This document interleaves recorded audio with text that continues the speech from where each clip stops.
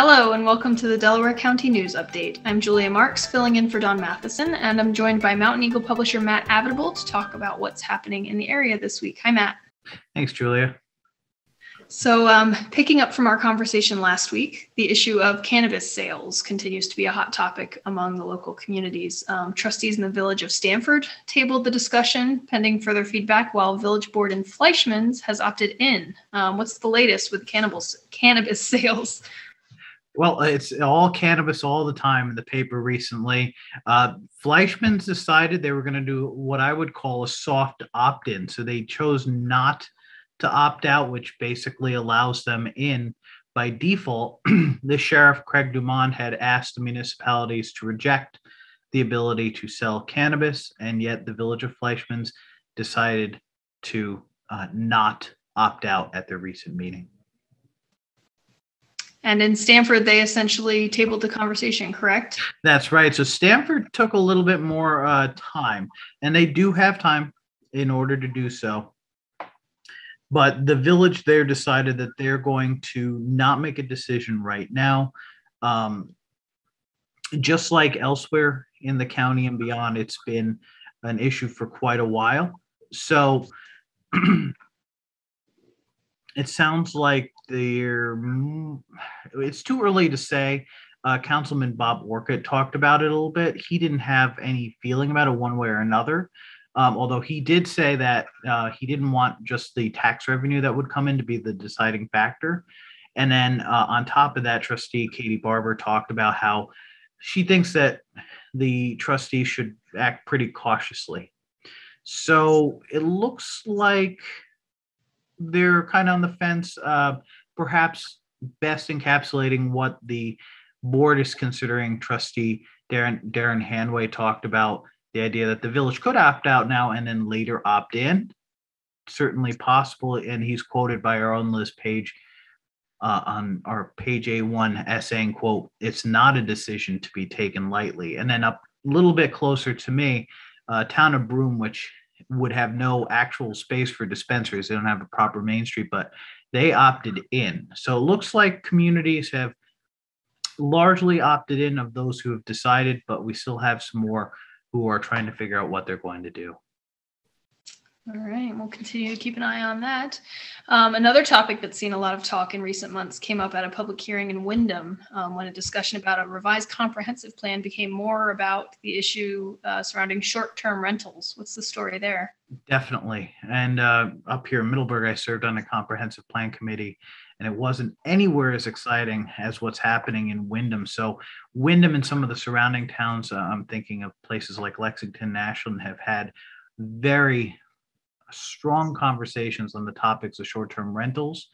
A lot of opinion is still split, although from the rundown on the cover of our Windham Weekly this week, our own Mike Ryan, his reporting indicated that a lot of people were very skeptical about them. It's not to say that everyone was against them per se, but ultimately the community asked a very specific question. Do you agree or disagree that Airbnb and other short-term vacation rentals are hurting local businesses and should be regulated? And so we had 3 people who agreed with the statement and 2 people who disagreed, and some pretty interesting comments. When anyone gets a chance to read that section of the paper, it's a pretty long article with a lot of interesting stuff in it. So very interesting. And also on the cover of that section in neighboring Greene County is actually asking Governor Hochul to hold off on the mandate for health employees to get the coronavirus vaccine. So it's pretty darn interesting. We have more details about that on the cover. And who did that letter come from? That was from the legislature. So it's actually the members who decided to send that one out, and we have an excerpt of it right there on the cover. Great. Definitely something worth checking out. And bow hunting seasons for deer and bear began last week, and there are some new parameters for younger hunters this year. What do people need to know about those? So a lot of our local areas have been reducing the age that people need to be in order to hunt. So what we're seeing is that New York is holding a couple of different elements here. So We saw deer and bear hunting in the northern zone of the state starting a couple of days ago on September 27th. And in the southern zone, it started on October 1st. On top of that, the state is holding an annual youth big game hunt on October 9th to 11th over Columbus Day weekend. And so unlike previous years, now 12 and 13-year-old hunters can join 14, 15-year-olds to go out and see what they can get. Most small game hunting seasons opened on October 1st. So that includes waterfowl, special youth hunts. There's opportunities for active duty members of the military, veterans, and the state does have some more specific bag limits and different regulations. But in general, looks like this is going to be one of the best times of the year to hunt. Terrific.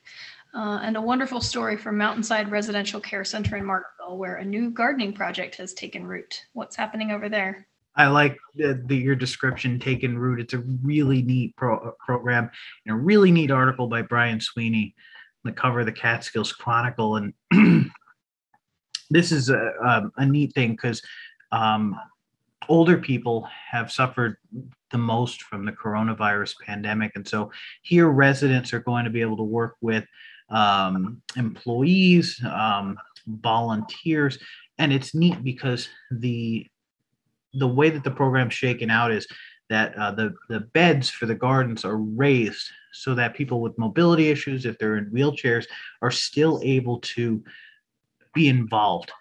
And it's just really neat. I always like to see good stories, positive stories, and ones that will especially help those of our older residents. Absolutely. And they're going to be able to taste the fruits of their labor, right? Quite literally, yes. And so so far, a lot of the crops have not been harvested, but it seems like there's going to be some this year, and then it looks like there's going to be a lot more. And yes, they're going to be able to eat those fruits and vegetables of their labor this year and coming years. Terrific. This has been the Delaware County News Update with Matt Avitabile, Mountaineer Growth Publisher. Thank you for joining us, Matt. Thanks, Julia. I'm Julia Marks. Thank you for watching.